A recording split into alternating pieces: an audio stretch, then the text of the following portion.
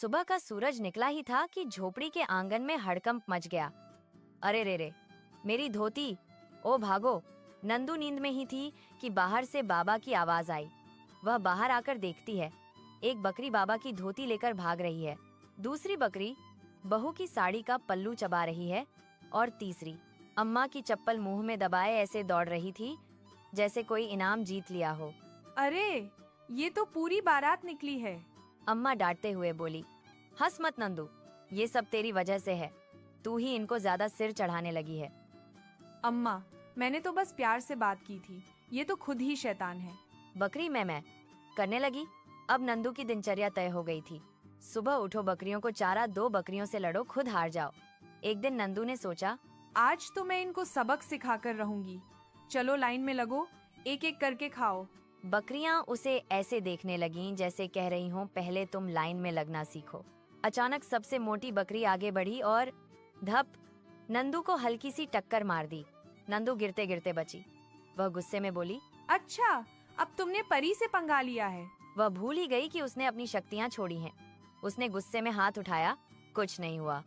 वह हैरान होकर बोली, अरे, जादू कहाँ गया? बकरी में करने लगी। दूर से यह सब देख रही बहू हंसते हुए बोली, नंदू, बकरियों को डंडे से नहीं, दिमाग से संभालते हैं। नंदू ने कहा, तो आप ही बता दो भाभी, ये मेरी जान क्यों ले रही हैं? इनको प्यार भी चाहिए और सख्ती भी।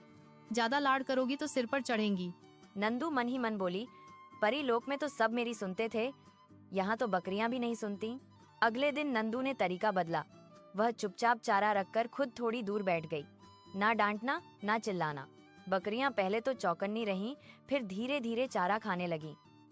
नंदू खुश होकर, अरे, ये तो काम कर गया। उस रात नंदू देर तक जागती रही।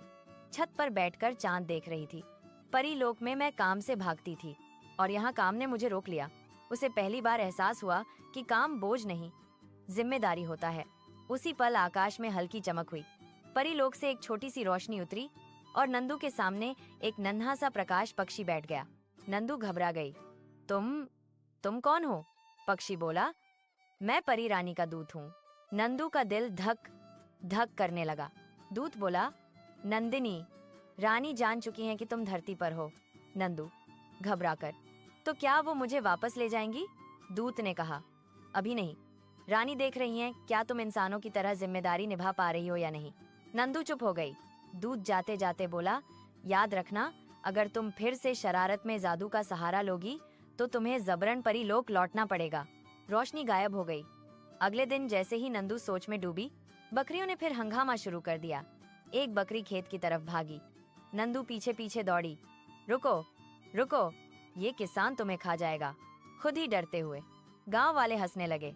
एक बच्चा बोला, दीदी, आपकी बकरी तो आपसे ज्यादा तेज है। नंदू हाफते हुए बोली, ये बकरी नहीं, मेरी परीक्षा है। शाम को जब सब घर लौटे, अम्मा ने नंदू के सिर पर हाथ रखा। अम्मा ने कहा, तू आई तो थी अनजान, पर अब तो इस घर की जान बन गई है। नंदू की आंखें भर आईं।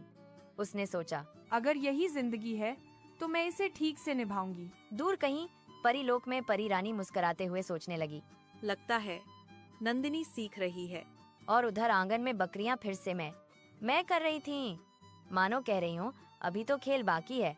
क्या गांव वाले नंदू की असलियत जान पाएंगे? क्या नंदिनी दोबारा परी बनेगी या इंसान रह जाएगी? और बकरियां, क्या वो कभी सुधरेंगी? कहानी अच्छी लगी तो कृपया लाइक और सब्सक्राइब कर ले।